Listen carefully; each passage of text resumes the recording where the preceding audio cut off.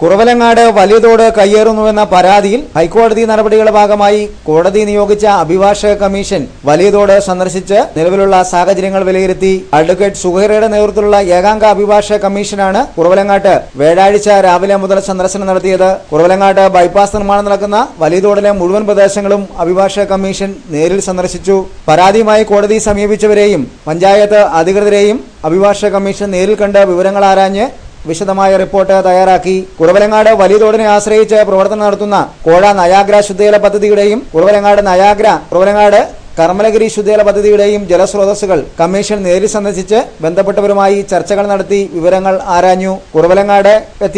കുറവലങ്ങാട്ടെത്തിയ commission taluk സർവേയറുടെയും taluk അധികൃതരുടെയും നേതൃത്വത്തിൽ വലിയതോടുമായി ബന്ധപ്പെട്ട പ്രദേശങ്ങൾ അളന്നുതിരിച്ച് കല്ലിട്ടാണ് മടങ്ങിയത്. വലിയതോടുമായി ബന്ധപ്പെട്ട് കയ്യേറ്റങ്ങൾ നടന്നതായാണ് അഭിഭാഷക കമ്മീഷൻ നൽകുന്ന നേരിയ സൂചനയെന്നാണ് വിലയിരുത്തപ്പെടുന്നത്.